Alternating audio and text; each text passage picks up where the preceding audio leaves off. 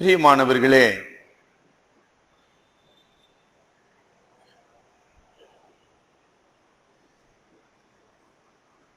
பழைய ஏற்பாட்டின் வரலாற்றை நாம் அடிக்கடி படிப்பது ரொம்ப அவசியம். இன்றைக்கு கிறிஸ்தவ சமுதாயத்திலே மிக துக்ககரமாக புதிய வெளிப்பாடு என்று மக்கள் ஓடிக்கொண்டிருக்கிறார்கள், சொல்லிக் கொண்டிருக்கிறார்கள். வேதத்தை அறியாத அப்பாவிகள் அதை நம்பிக் கொண்டிருக்கிறார்கள். சரிங்களா? குறிப்பாக மாலை ஆராதனைக்கு வருகிற உங்களை நான் ஒரு முதிர்ச்சியான விசுவாசிகளாக பார்க்கிறேன். ஆகையினாலே உங்களோடு சில கடினமான சத்தியங்களை பேச விரும்புகிறேன்.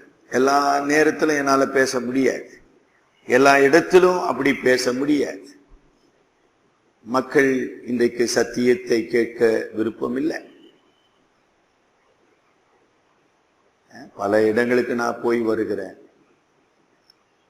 சரிங்களா? 2 தீமோத்தேயில வாசிக்கிற வண்ணமாக செவி திணவு உள்ளவர்களாக சத்தியத்தை விட்டு விலகி கட்டுக்கதைகளுக்கு சாய்ந்து போகும் ஒரு காலத்திலே நாம் வாழ்ந்து கொண்டிருக்கிறோம். மறந்துடாதீங்க. ஆகையினாலே புதிய வெளிப்பாடுன்னு ஒன்று தேவையில்லை. முதல்ல அந்த தெளிவு உங்களுக்கு இருக்குதுங்களா? உங்களுக்கு வர்றது கொஞ்சம் கஷ்டங்க. என்ன சார் அப்படி சொல்லிட்டீங்களே? அதாவது நம்முடைய கரத்திலே கர்த்தருடைய வேதம் இருக்குதுங்கம்மா. இதனுடைய முழுமையான போதனையை நாம் அறிந்திருக்கிறோமா? அப்படி நமக்கு அறிவில்லை இல்லையா? நல்லா விளங்குதுங்களா? வேதத்தினுடைய முழுமைன்ற ஒரு கருத்தை வச்சுக்கொள்ளுங்க. அந்த முழுமையை நான் இன்னும் புரிந்து கொள்ளவில்லை. எனக்கு அது என்னன்னு தெரியாது. சும்மா கொஞ்சம் கொஞ்சமா கேட்கிறேன், பிரசங்கம் கேட்கிறேன், இங்க ஒரு பிரசங்கம் அங்க ஒரு பிரசங்கம், அதை சேர்த்து பார்க்க முயற்சி செய்கிறேன். நிறைய பேருக்கு அதை கூட செய்யறது இல்லைங்க. இப்படி நமக்கு வேதத்தை குறித்த முழுமையான அறிவு இல்லாத காரணத்தினாலே யாராச்சும் ஒருத்தர் புதுசா வெளிப்பாடுன்னு சொன்னா இருக்கலாம் சாருன்றாங்க. ஏன்னா இவருக்கே தெரியாதுங்களே. பிரச்சனை தானுங்க. எனக்கு ஒரு தெளிவு இருக்குமானால், உறுதி இருக்குமானால் நான் சொல்வேன், பிரதர் நீங்க சொல்றது தவறு, அப்படிப்பட்ட எந்த வெளிப்பாடும் இன்றைக்கு தேவையில்லை, அவசியமில்லை. ஆகவே உங்களுடைய விசுவாசத்தை மறுபரிசீலனை செய்யுங்கன்னு சொல்லணும், எச்சரிக்கணும். அதான் உண்மை. நல்லா கவனிச்சிங்களா? நல்லா புரியுதுங்களாமா? ஆக நாம் நம்புகிற, நாம் என்று சொல்லும் பொழுது சீர்திருத்த திருச்சபையாக, பாப்டிஸ்ட் திருச்சபையாக நாம் நம்புகிற கோட்பாடு, கொள்கை. நான் பல முறை சொல்லியிருக்கேன், மறுபடியும் சொல்றேன். இந்த வேதம் முழுமையானது, முற்று பெற்றது.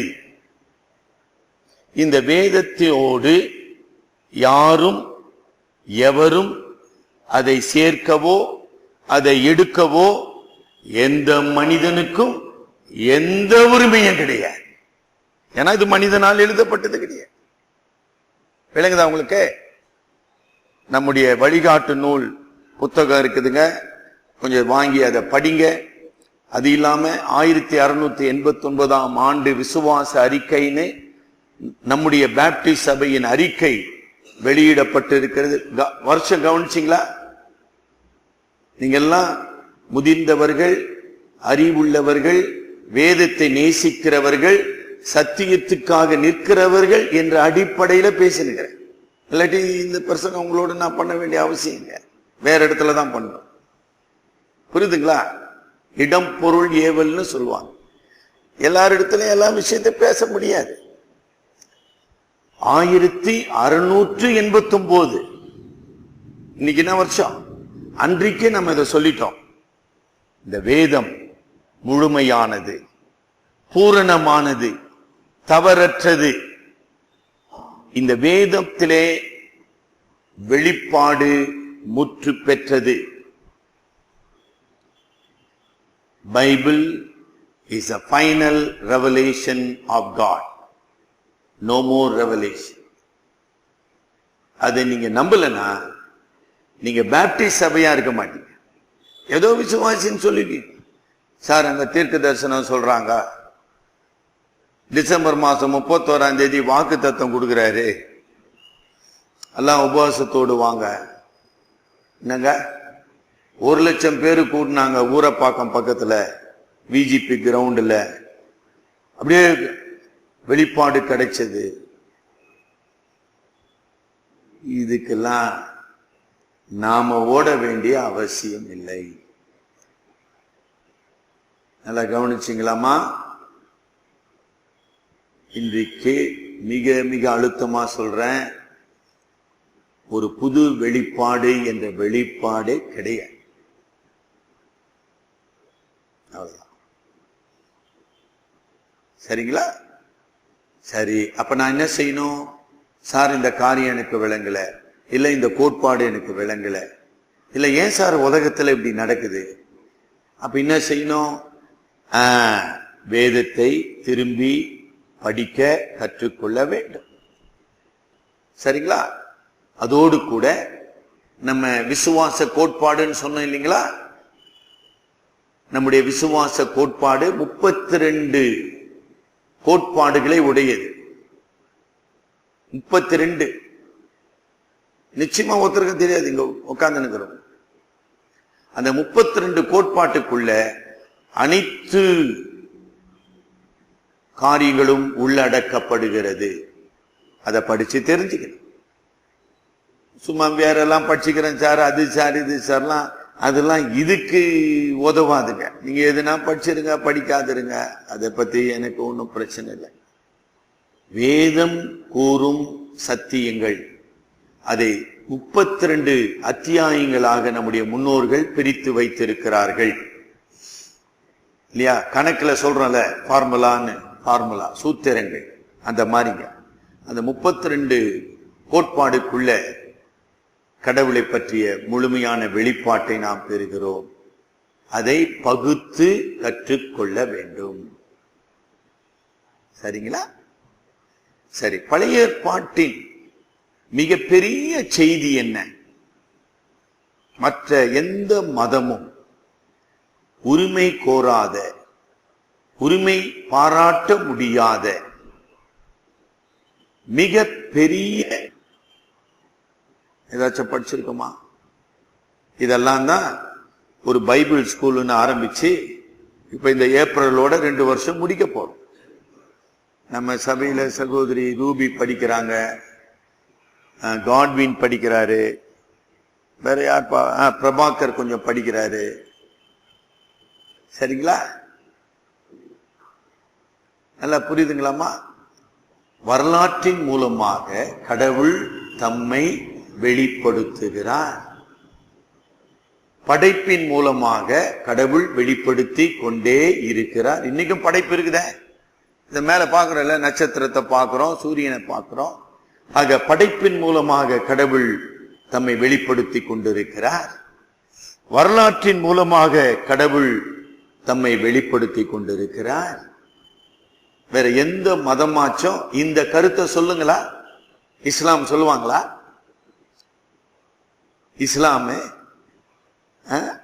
இந்த பழைய ஏற்பாட்டின் யூத வரலாற்றை திருடி திரித்து குரானாக மாற்றிக்கொண்டவர்கள். வார்த்தை கவனிச்சிங்களா? திருடி, திருடக்கூடாது இல்லைங்களா?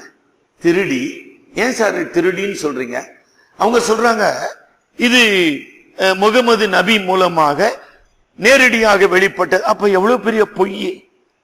ஆபிரகாம் பத்தி முகமது நபிக்கு வெளிப்படுத்தணுமா? ஆபிரகாம் தான் ஏற்கனவே இருக்கிறாரு. எல் அல்லது ஏல், ஏல் என்கிற யூதருடைய தெய்வம் இங்க இப்ப படிச்சோமே, யோபு 1ஆம் அதிகாரம் 1ஆம் வசனத்துல தேவனுக்குன்னு ஒரு வார்த்தை படிச்சீங்க. அந்த தேவனுக்கு ஈப்ருல என்ன பேரு? ஏல். யார் அந்த ஏல்? ஆபிரகாமின் தேவன், யாக்கோபின் தேவன், ஈசாக்கின் தேவன். அவர் தான் இவரு. இப்ப நான் முகமது நபி புதுசா கண்டுபிடிச்சாரா? முகமது நபி என்னைக்கு பிறந்தாரு? கிபி 6ஆம் நூற்றாண்டு. இவருக்கு எப்படி வெளிப்பாடுன்னு அதை சொல்றது? ஆகவே அப்பட்டமான ஒரு திருடு. இப்படி சொல்ல தெரியுமா? ஏன்னா நமக்கு தெரியாது, தெரிஞ்சுக்க இல்லையா? சும்மா வந்தோம், பாட்டு பாடினோம், ஜெபம் பண்ணோம், ஆறுதலா இருந்துச்சு சார், ரொம்ப ஆறுதலா இருந்ததுங்க. அப்ப நான் நினைக்கிறேன் ஆறுதல் ஆராதனைன்னு ஒண்ணு சரியா நடத்தினா நல்லா இருக்கும். மூப்பர்கள் கொஞ்சம் ஞாபகம் வச்சுங்க சார். நீங்க என்ன சார் ரொம்ப கடினமான பிரசங்கெல்லாம் பண்ணுகிறீங்க, அதெல்லாம் வேலைக்கு ஆகாது. ஒரு ஆறுதலின் ஆராதனை வச்சீங்கன்னா நாங்கெல்லாம் அப்படியே வந்து அப்படியே முக்காடு போட்டுன்னு அப்படியே போயின்னு இருப்போம் சார். அது செய்யுங்க, அது எனக்கு ஒன்றும் பிரச்சனை இல்லை. எனக்கு அப்படி பேச தெரியாது. சத்தியத்தை சத்தியமாக புரிந்து கொள்ள வேண்டும். சரிங்களா? ஆக பழைய ஏற்பாடு போதிக்கிற மிக பெரிய சத்தியம் என்ன? கடவுள் உலகத்தை படைத்தார், மனிதனை படைத்தார். மனித வாழ்க்கைக்கு ஒரு நோக்கம் உண்டு. மனித வாழ்க்கையிலே கடவுள் செயல்படுகிறார். இன்றைக்கு செயல்படுகிறார். என்றைக்கோ இல்ல, இன்றைக்கு. இதை நாம் உறுதி செய்து கொள்ள வேண்டும். அப்படி உறுதி செய்து கொள்ளும் பொழுதுதான் நாம் சமாதானம் உள்ளவர்கள், ஒரு மன அமைதி உள்ளவர்களாக, தைரியம் உள்ளவர்களாக, தெளிவு உள்ளவர்களாக, இந்த காலகட்டத்திலே, இந்த சூழமைவிலே நான் எதை செய்ய வேண்டும், எதை செய்யக்கூடாது என்பதை நான் புரிந்து கொள்ள முடியும். புரியுதுங்களா? எதையோ செஞ்சு கொண்டிருப்பதல். ஆக பழைய ஏற்பாட்டின் மிக பெரிய உண்மை, God is active in this world. ஒரு நிலை.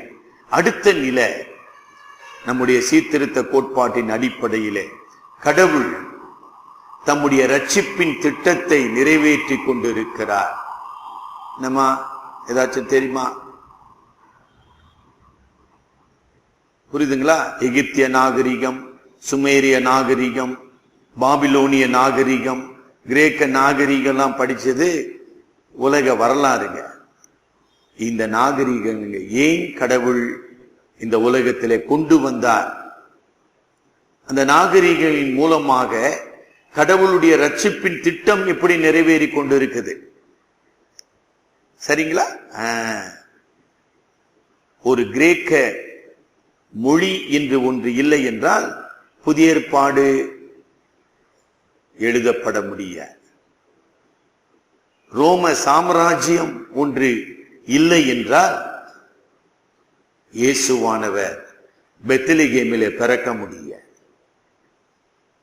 சரிங்களா?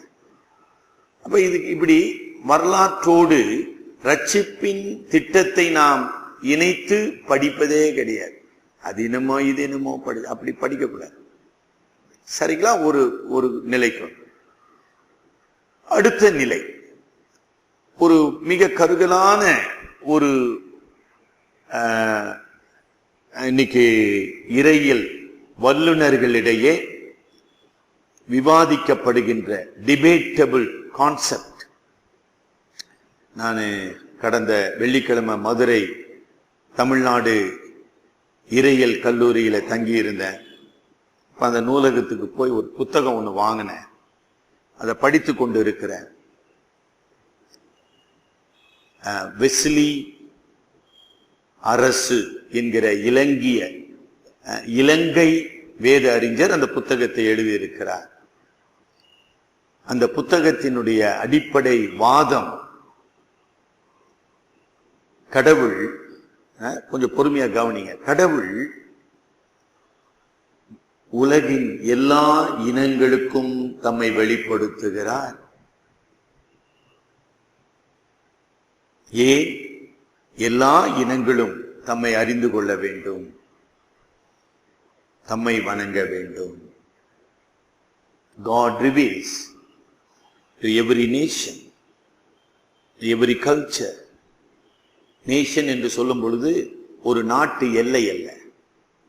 புரியுதுங்களா? ஆங்கிலத்தில் நேஷன் என்றால் ஒரு இனம், ரேஸ். ரோமன், ரோம இனம், கிரேக்க இனம், பாபிலோனிய இனம், புரியுதுங்களாமா, எகிப்திய இனம்.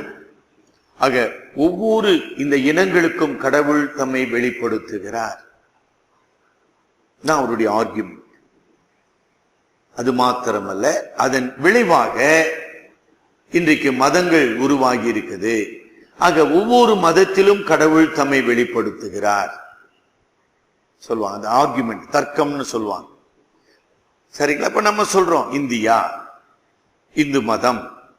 இந்து மதம் அல்ல, அது தவறு. வைணவ மதம், சைவ மதம், கௌமார மதம், புத்த மதம். புரியுதுங்களா? இந்த மதங்களிலே கடவுள் தம்மை வெளிப்படுத்தி இருக்கிறார். ஆக அந்த மதங்களின் கோட்பாட்டை அறிந்து, அவர்களிலே வெளிப்படுத்தப்பட்ட உண்மைகளை அறிந்து, அவர்களை கிறிஸ்துவண்டையிலே வழி நடத்த வேண்டும். இதுக்கு பேரு டயலாக்னு பேரு. நம்ம சுவிசேஷ பணின்னு சொல்றோம் இல்லைங்களா? ஆக கற்றவர்கள், அறிஞர்கள், மத தலைவர்கள். இப்ப ரவீந்திரநாத் தாகூர் இருந்தாரு. இந்த ரவீந்திரநாத் தாகூருக்கு எப்படி சுவிசேஷம் சொல்வது? நமது நாட்டின் தந்தை காந்தி இருந்தாரு, அவருக்கு எப்படி சுவிசேஷம் சொல்வது? டாக்டர் ராதாகிருஷ்ணன், அவருக்கு எப்படி சொல்வது? நமக்கு சொல்ல தெரியலையே.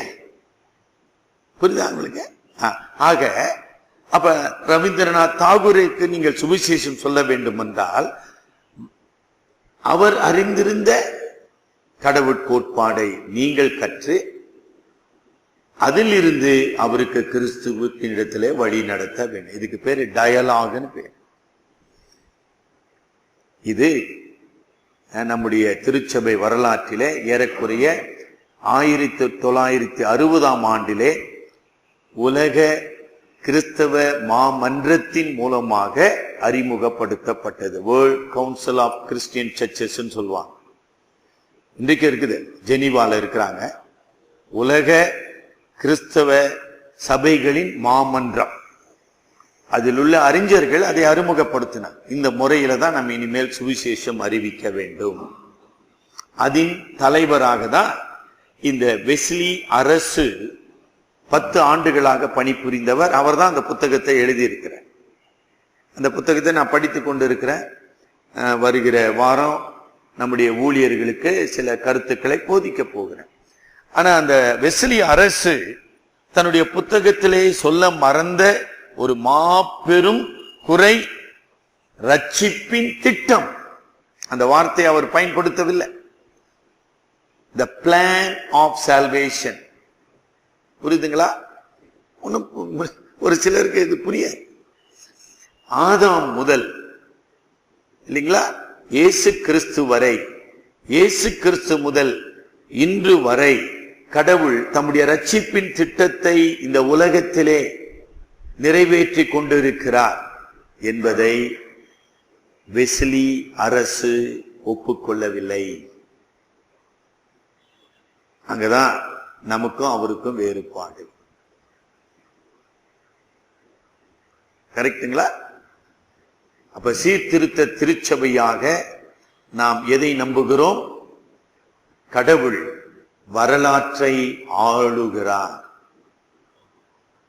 God is in control of history.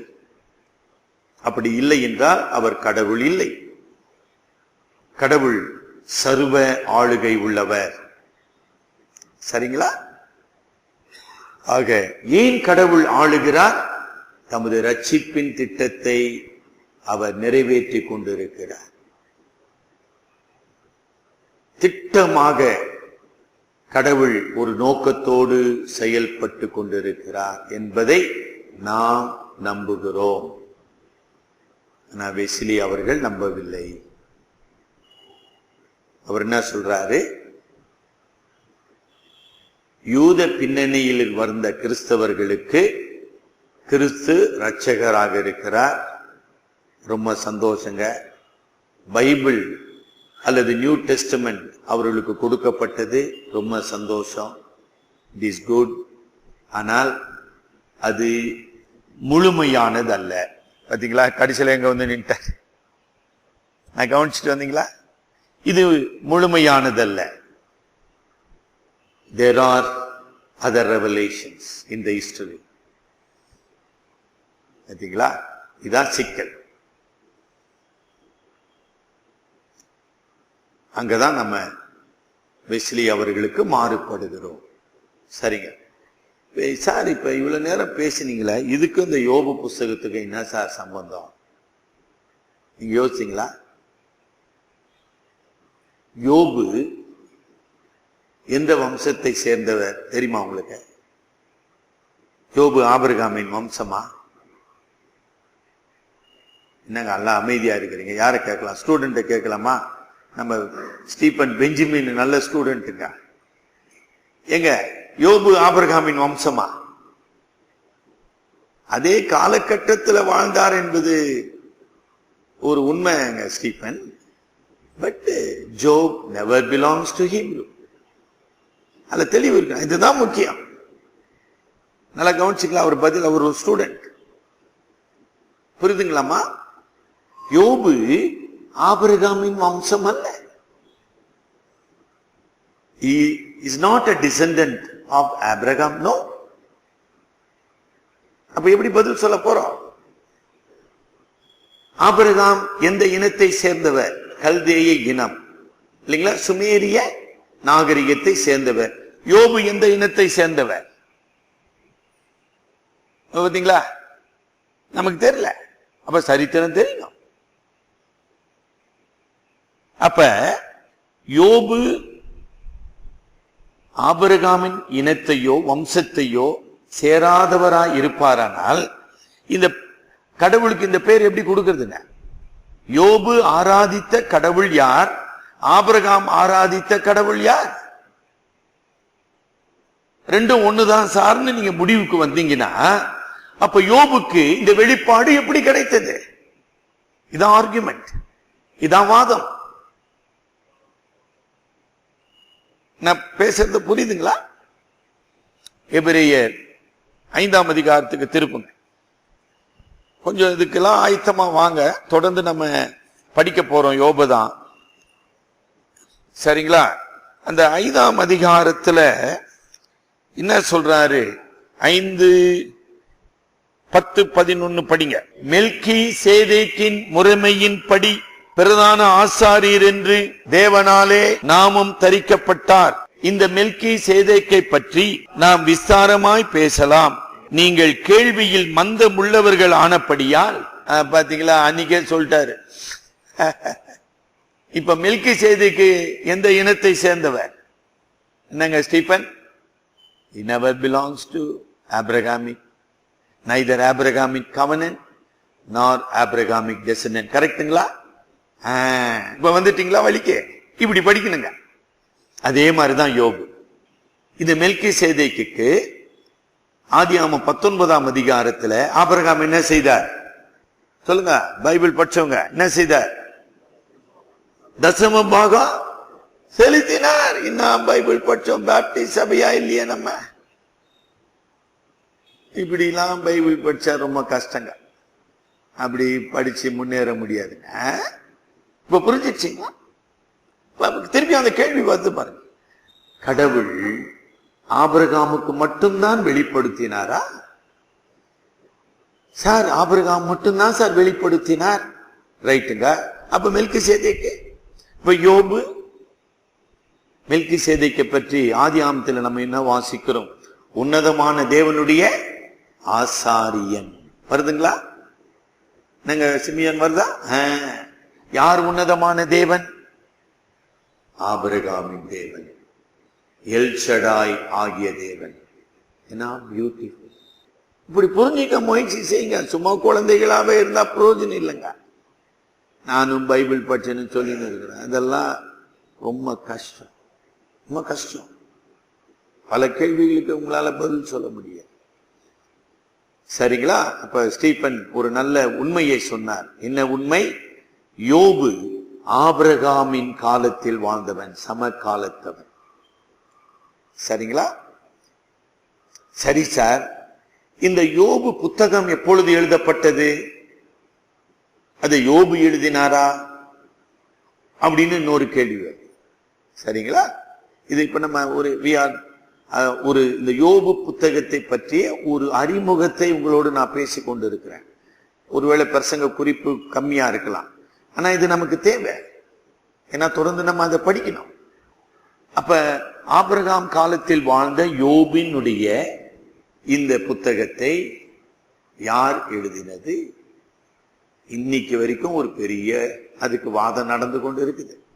யூத நம்பிக்கையின்படி, பழைய ஏற்பாட்டை நமக்கு கொடுத்தவர்கள் யூதர்கள்.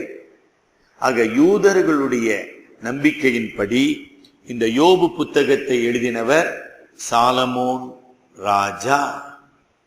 சாலமோன் ராஜா வாழ்ந்த காலம் என்ன? கிமு 10ஆம் நூற்றாண்டு. இப்பதான் நம்ம படிச்சோம். யோபு வாழ்ந்த காலம் கிமு 2000.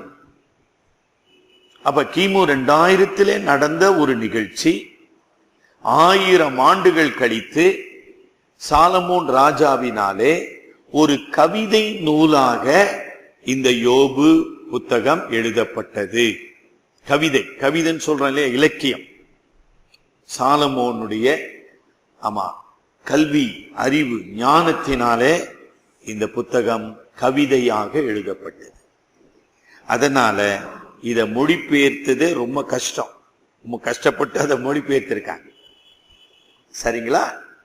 அப்ப இந்த 1000 ஆண்டுகள் யோபின் வரலாறு எப்படி வாய் வழியாக இந்த யூத இனத்திலே ஆபிரகாமின் வம்சத்தாரிடத்திலே அது அங்கீகரிக்கப்பட்டு சொல்லப்பட்டு நம்பப்பட்டு வந்தது. என்னப்பா புரிஞ்சுதுங்களா? நான் பேசிட்டு வரல. யோபு ஆபிரகாமின் இனத்தானாய் ஒருவேளை, அதாவது racial, he may belong to the race of Abraham. He is not related to Abraham. சரிங்களா? அது ஒரு உண்மை. சரி, இன்னத்துக்கு சார் இதை திருப்பியும் படிக்கிறோம்? முழு வேதத்திலும் இல்லம்மா, முழு வேதம் இவ்வளவு பெருசு இருக்குது இல்லைங்களா? இந்த முழு வேதத்தையும் நாம் என்ன நம்புகின்றோம்? பரிசுத்தாவியானவரால் எழுதப்பட்டு அருளப்பட்டது. இப்ப பரிசுத்தாவியானவர் பொய்யான, வரலாற்றிலே நிகழாத ஒரு காரியத்தை யோபு புத்தகத்திலே பதிவு செய்வாரா? இன்னைக்கு சில இறையியல் வல்லுநர்கள் சொல்றாங்க, யூதர்களுடைய நம்பிக்கைக்காக சொல்லப்பட்ட கதை. நம்ம இந்து மதத்துல சொல்றாங்கல்ல, புராணம்னு சொல்றாங்கல்ல, புராணம் சொல்லுங்கயா, கேள்விப்பட்டிருக்கீங்களா? அந்த மாதிரி இது ஒரு புராணங்க. அது ஒண்ணும் வெளிப்பாடு கிடையாது. பார்த்தீங்களா? இல்ல இல்ல. அப்ப பரிசுத்தாவியானவர் அப்படிப்பட்ட புராண கதைய இங்க வச்சிருப்பாரா? இப்படி நிறைய கேள்வி வரும், பதில் சொல்லணும். அதுக்குதான் வேதம் படிக்கிறான், சும்மா ஆறுதலுக்காக இல்ல. சரிங்களா? அது ஒண்ணு சொன்ன. அடுத்தது, முழு வேதத்திலும் ஒரு பெரிய தத்துவ கேள்விக்கு பதில் சொல்லுகிற ஒரே ஒரு புத்தகம் இந்த யோபு தான். என்ன கேள்விங்க? என்ன கேள்வி? யோபு புத்தகத்தினுடைய மிகப்பெரிய கேள்வி என்ன? இந்த உலகத்தில் தீமைக்கு காரணம் யார்? மிகப்பெரிய கேள்வி. பல மதங்களிலே அதற்கு பதிலே கிடையாது. ஜொராஸ்ட்ரியனிசம்னு ஒரு மதமா கிமு 4ஆம் நூற்றாண்டிலே உருவாக்கப்பட்ட, நீங்க போய் நெட்ல பாருங்க, ஜொராஸ்ட்ரியனிசம் இல்லைங்களா? அந்த மதத்திலிருந்து சில கோட்பாடுகள், நம்ம ஜைனிசம் சொல்றோம். இங்க இந்த அக்னிய வணங்குறாங்களே ஒரு வகுப்பார் நம்ம இந்து சமுதாயத்துல, அந்த அக்னி வணங்கினவர்கள் தான் ஜொராஸ்ட்ரியனிசம். அந்த ஜொராஸ்ட்ரியனிசத்துல புரியுதுங்களா? அதாவது டியூவல் ஃபோர்ஸ், ஒரு கடவுள் அல்ல, கடவுள் என்பவர் நபர் அல்ல. நல்லா கவனிச்சுட்டு வாங்க. கடவுள் என்பவர் ஒரு நபர் அல்ல. ஆனால் ரெண்டு மாபெரும் சக்திகள் இந்த உலகத்தை ஆட்சி புரிகின்றன. இந்த ரெண்டு சக்திகளுக்கு இடையிலான சண்டையினாலே மனிதர்கள் வேதனைப்பட்டு கொண்டிருக்கிறார்கள், அழிக்கப்படுகிறார்கள் அப்படின்ற நம்பிக்கை Zoroastrianism. A principle of good and principle of evil. இதுங்களா எப்போ? கிமு 3ஆம் நூற்றாண்டு. ஆனா யோபு கிமு 2000 கிமு 2000 மிக அழகாக இந்த கேள்விக்கு பதில் சொல்லி கொண்டு போகிறார். என்ன ஆச்சரியம், எவ்வளவு ஆச்சரியம் பார்த்தீங்களா? தீமைக்கு காரணர் யார்? திருப்பியும் நம்ம கேள்விக்கு வரோம். சார் இது எதுக்கு சார் இப்ப நான் படிக்கணும்? உங்க வாழ்க்கையில தீமையை நீங்க சந்திக்கலையா? தீமை சந்திக்கல. இந்த தீமைக்கு காரணம் யார்? இந்த உலகத்தின் மக்கள் யார காரணம்னு சொல்றாங்க? கடைசியில கடவுளுக்கு கண்ணு இருக்குதான்னு கேட்கணும். இப்ப யோபு புத்தகத்துல இந்த தீமைக்கு காரணம் யார்? பதில் வருதுங்களா? பதில் வருது. ஒரு நிலை. அடுத்த நிலை, அடுத்த முக்கியமான பாடமா, இதெல்லாம் ஒரு அறிமுகம் தான். அதாவது யோபு ஒரு நிகரற்ற உத்தம புருஷன். அங்க போட்டுக்குதாமா? 1ஆம் வசனத்துல யோபு இன்னும் பேர் கொண்ட ஒரு மனுஷன் இருந்தான், அந்த மனுஷன் உத்தமன். ஆக கடவுள் நல்லவராக இருப்பாரானால், கவனிங்க திருப்பியும் கேள்வி, இது ரொம்ப கடினமான பாடம், ஒரு வேத பாடம் தான், வேற வழி இல்லை. கடவுள் நல்லவர், அவர் தீமைக்கு காரணர் அல்ல. யோபு நல்லவன், உத்தமன், தேவனுக்கு பயந்தவன். அவனை போல இன்னொரு மனிதன் இல்லை. ஆனால் நல்லவர் ஏன் பாடுபட வேண்டும்? இன்னைக்காதான் கேள்வி. உங்களுக்கு பதில் தெரியுமா? கொஞ்சம் சொல்லுங்களேன் யாருக்காச்சும். Why the righteous suffer? Why the righteous suffer? உங்களுக்கு பதில் தெரியுமா? போய் சொல்லுங்க. நம்ம சொல்லுகிறோம், சார் நான் பழைய விசுவாசி சார், நான் மாதிரி தெரியுங்களா? எல்லாம் தெரியுங்க சார். கேட்ட கேள்விக்கு சொல்லுங்க சார் பதில். ஏன் சார் ஈராக்ல அப்பாவி குழந்தைகளை, அப்பாவி மனிதர்களை, அப்பாவி பெண்களை படுகொலை செய்கிறார்கள்?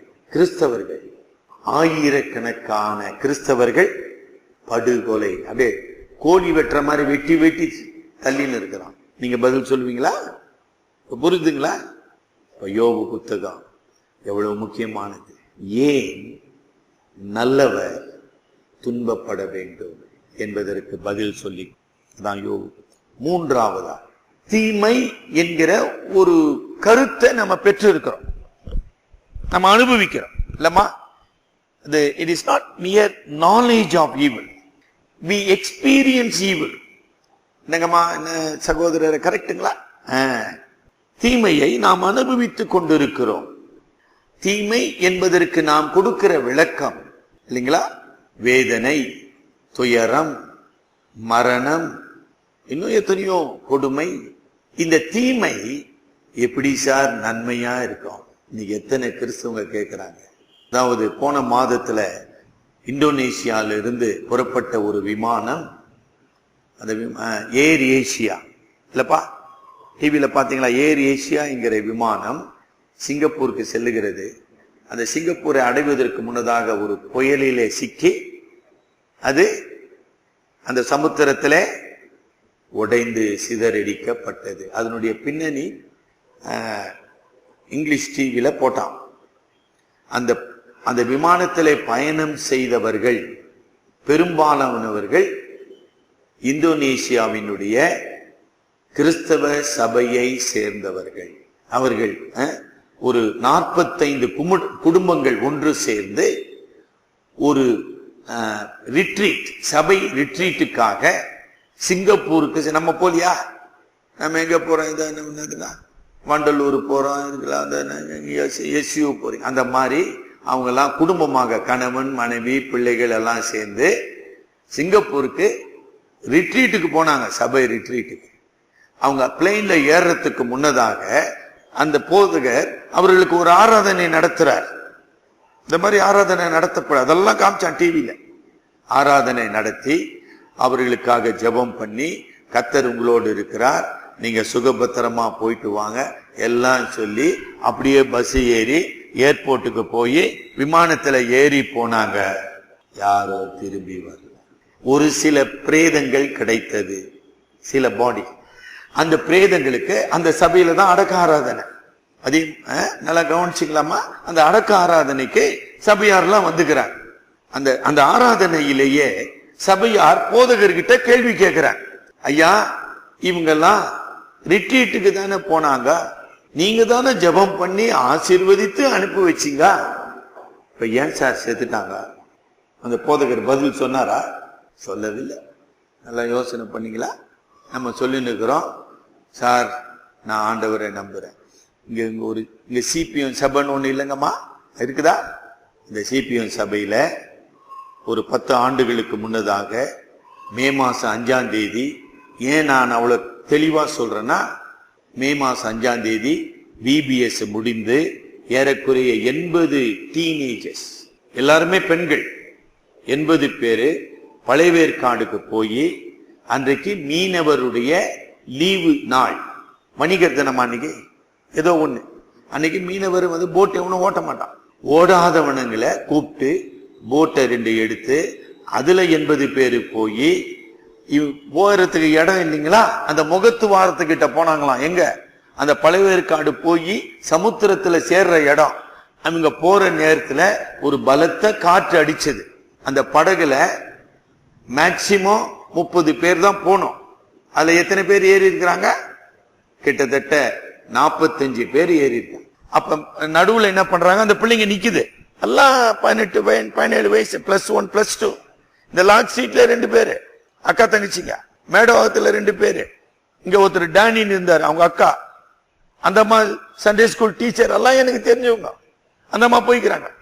அப்ப இந்த போட்ல உட்கார்ந்து இருக்காங்க. ஒரு கொஞ்சம் பிள்ளைங்க அப்படி நிக்குது. இந்த காத்து அடிச்ச உடனே இந்த பிள்ளைங்க, அந்த காத்து வேகமாடி அப்படி சாஞ்சுதுங்க.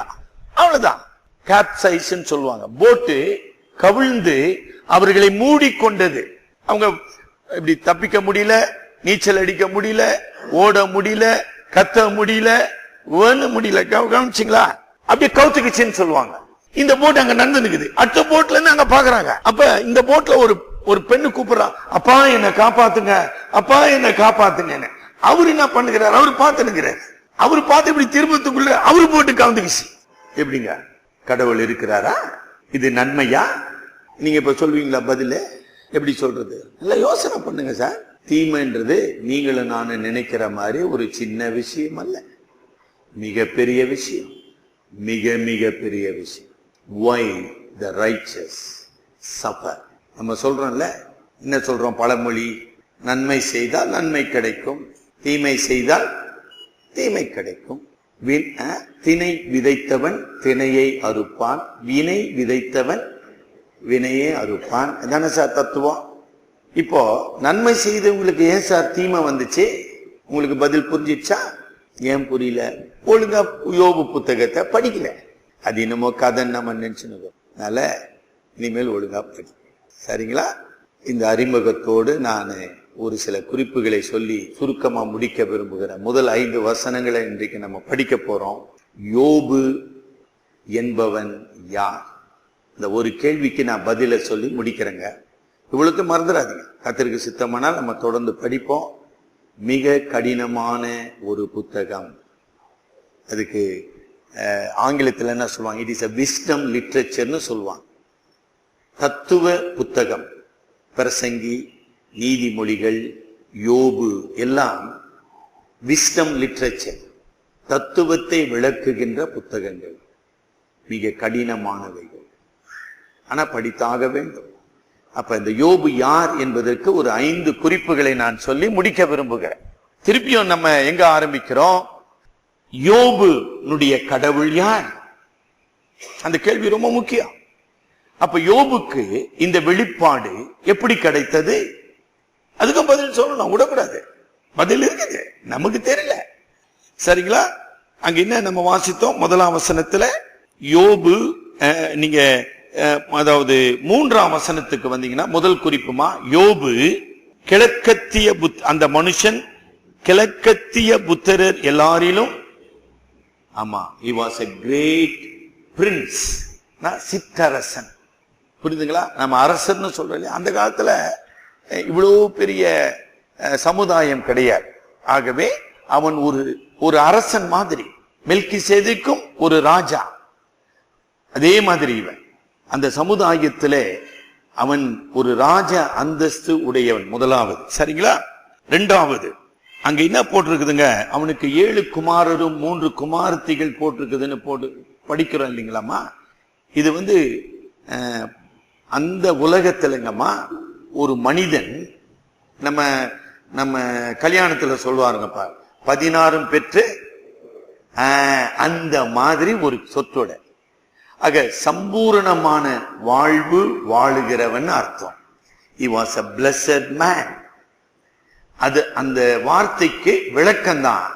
அவனுக்கு 7 குமாரர் 3 குமாரத்திகள். பூரணமாக கடவுளால் ஆசீர்வதிக்கப்பட்ட ஒரு மனிதன். சரிங்களா? மூன்றாவதாக முதலாம் வசனம் என்னமா சொல்லுது? மறுபடியும் படிங்க பாருங்க. உத்தமன், சன்மார்க்கன், தேவனுக்கு பயந்தவன். இந்த வார்த்தை 2 முறை வருது. திருப்பி 8ஆம் வசனத்துல அவன் உத்தமனும் சன்மார்க்கனும் தேவனுக்கு பயந்து பொல்லாப்புக்கு. ஏன் இது 2 முறை சொல்லப்படணும்? வேதத்துல எந்த ஒரு விஷயமும் தேவையில்லாம சொல்றது இல்லைங்க. தயவு செய்து படிங்க. இப்ப உத்தமன், சன்மார்க்கன், பயந்தவன், விலகு. இந்த சொற்றொடர் என்ன சொல்லுது? He was exceptionally righteous.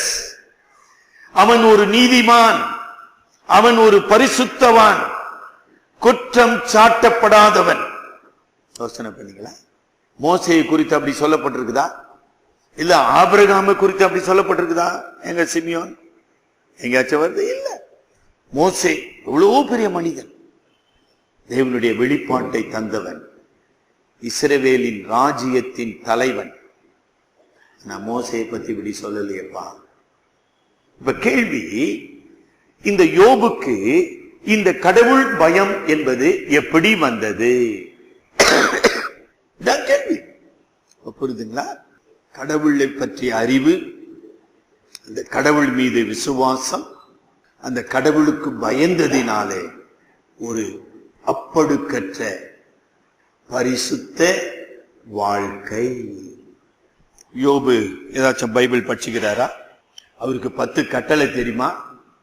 பின்ன கேள்வி, பைபிள் அவர் படிச்சது கிடையாது, அவருக்கு 10 கட்டளை கொடுக்கப்படவில்லை.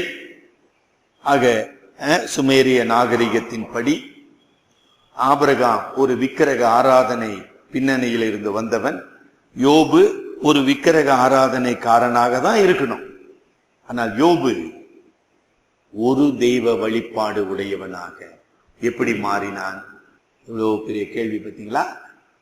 நல்லா விளங்குச்சாமா? யோசனை.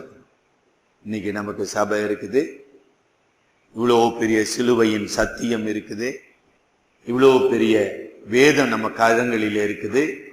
நம்மை குறித்து பரிசுத்த ஆவியானவர் இந்த சாட்சி சொல்வாரா? உன்னை குறித்து, என்னை குறித்து சொல்வாரா? இப்ப என்ன பிரயோஜனம்? நம்முடைய விசுவாசம் என்ன? கடவுளை பற்றிய அறிவு என்ன? யோசனை பண்ணுங்க, முடிவு பண்ணுங்க. அந்த ஒரு வசனமே நம்மளை நியாயம் தீர்க்கும். ஒண்ணுமே இல்லை சார், நல்லா யோசனை பண்ணுங்க. பைபிள் கிடையாது, நியாயப்பிரமாணம் கிடையாது, அண்ணன் கிடையாது. அவன் கர்த்தருக்கு பயந்த ஒரு மனிதனாக வாழ்ந்தான். அப்ப உங்களால என்னால வாழ முடியாதா? ஏன் நாம் வாழவில்லை? சரிங்களா? ரைட். அப்ரைட்னஸ் சொல்லுவாங்க. 4வது குறிப்பு, 5ஆம் வசனம் படிங்க. என் குமாரர் பாவம் செய்து. மறுபடியும் கவனிங்கம்மா, அங்க தேவன் ஒருமையில சொல்லப்படுது. அது பெரிய விஷயம். மோனோதீசம்னு சொல்லுவாங்க. இந்த மோனோதீசம் ஒரு தெய்வ கோட்பாடு, ஒரு கடவுள் கோட்பாடு ஆபிரகாமின் மூலமாக, நோவாவின் மூலமாக வெளிப்படுத்தப்பட்டது. பல தெய்வ கோட்பாடு தான் எல்லா இடத்திலும் இருக்குது. ஆக யோபு ஒரு தெய்வ கோட்பாட்டுக்குள்ள கொண்டு வரப்படுகிறார். ஒரு நிலை. அடுத்த நிலை அந்த 5ஆம் வசனத்தின் கடைசியில எல்லாருடைய லக்கத்தின் படியையும் சர்வாங்க தகன பலிகளை, இந்த சர்வாங்க தகன பலியின் மூலமாக தேவனை தொழுது கொள்ள வேண்டும் என்கிற அறிவு எப்படி வந்துச்சு? ஆக நோவாவின் காலத்தினாலே அவனுக்கு அருளப்பட்டது. நல்லா கவனிச்சீங்களா? ஆக அவன் பலி செலுத்தினபடியினாலே மெல்கிசேதேக்கை போல இவனும் ஆசாரியனாக செயல்பட்டான். என்ன பியூட்டிஃபுல்! அவன் ஒரு சிற்றரசன். ஏன் சார்? மிகப்பெரிய செல்வந்தன், கிழக்கத்திய புத்தரில் மிகப்பெரிய மனிதனாக அவன் இருந்தார். அவன் சம்பூரணமாக கடவுளால் ஆசீர்வதிக்கப்பட்டவன். சாத்தான் அதை சாட்சி சொல்றான்.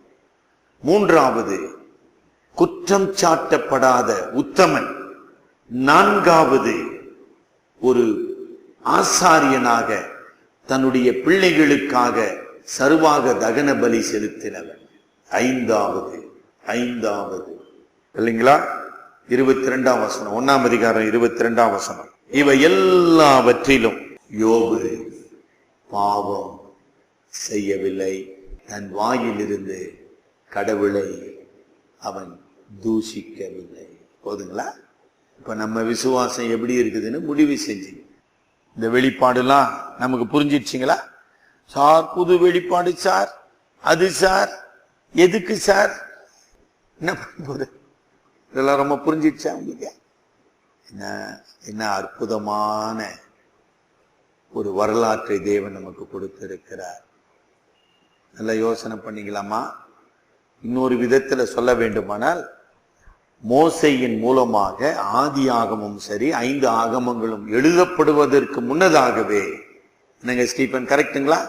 Before the days of Moses, Job was orally passed on to the tradition of Jewish community. அதான் உண்மை. யோபினுடைய வரலாறு வாய் வழியாக, அதனால்தான் அது பாடல்னு சொல்றோம். புரியுதுங்களா? நம்ம ஊர்ல இந்த கூத்து ஆடுவாங்க, ராமாயணத்தை அப்படியே பாட்டு பாடினே ஆடின்னு இருப்பாங்க. ஆக பாடல் வழியாக யோபினுடைய வாழ்க்கை சரித்திரம் ஆபிரகாமின் சந்ததிக்கு புகுத்தப்பட்டது. எவ்வளோ பெரிய ஆச்சரியம், எவ்வளோ பெரிய உண்மை! என்ன கடவுள் சொல்லி கொடுக்கின்றார்? கடவுள் எல்லாவற்றையும் ஆளுகிறார். உண்மை. தீமைக்கு கடவுள் காரணர் அல்ல. நம்ம தொடர்ந்து படிப்போம். தீமைக்கு காரணர் the prince of evil, not principle of evil. தீமை என்பது தத்துவம் அல்ல. தீமை என்பது சாத்தான் என்கிற கடவுளின் சத்துருவில் காரணமானவன். 3, ஏன் தீமையை கடவுள் அனுமதிக்கின்றார்? நம்முடைய ரட்சிப்பின் திட்டத்தை கடவுள் மனிதனிலே நிறைவேற்றி கொண்டிருக்கிறார். கடவுளுடைய அன்பு, கடவுளுடைய வல்லமை, கடவுளுடைய கிருபை மனிதனுக்குள்ளே வெளிப்படும்படி தீமையை கடவுள் அனுமதிக்கிறார். தலைவணங்கி நாம் ஜெபிப்போம். இந்த மாலை நேரத்திலும் நம்முடைய வாழ்க்கையை உற்று பார்ப்போம். எத்தனை காரியங்களுக்காக நான் கவலைப்படுகிறேன். என் வாழ்க்கையிலே கடவுள் அனுமதித்த சில காரியங்கள், துன்பங்கள், வியாதிகள், மரணங்களா கூட இருக்கலாம். ஏன் கடவுள் இவைகளை என் வாழ்க்கையிலே அனுமதிக்கிறார்? யோபை போல இந்த தீமையிலிருந்து நான் கற்றுக்கொள்ள வேண்டிய படிப்பினைகள் என்ன? யோபை போல கடவுளை அறிந்து, கடவுளுக்கு பயந்து, பாவத்தை விட்டு விலகுகிற ஒரு வாழ்க்கை வாழ கடவுள் என்னிலே விரும்புகிறார். நான் கடவுளுடைய பிள்ளையாக இருப்பேனானால், மெய்யாகவே இயேசு கிறிஸ்து என்னை ரட்சித்திருப்பாரானால், நான் பாவத்தின் அடிமைத்தனத்திலிருந்து விடுதலை பெற்ற வாழ்க்கை வாழ்ந்து கொண்டிருக்கிறேனா? என்னை குறித்து பரிசுத்த ஆவியானவர் உத்தமனும் சன்மார்க்கனும் தேவனுக்கு பயந்தவனும் என்று இன்றைக்கு சாட்சி கொடுத்தாரா? ஒரு குடும்ப தலைவனாக, தகப்பனாக, என் பிள்ளைகளுடைய வாழ்க்கைக்காக நான் எப்படிப்பட்ட கரிசனை உள்ளவனாக இருக்கிறேன்? என் பிள்ளைகளுடைய பாவத்துக்காக அல்லது கீழ்ப்படியாமைக்காக தேவனிடத்திலே பலி செலுத்தி பரிந்து பேசுகிற ஆசாரியனாக நான் வாழ்ந்து கொண்டிருக்கிறேனா? ஐந்தாவதாக, யோபினுடைய வாழ்க்கையில கடவுள் ஒரு மாபெரும் தீமையை அனுமதித்திருந்தும் இவை எல்லாவற்றிலேயும் யோபு பாவம் செய்யவில்லை.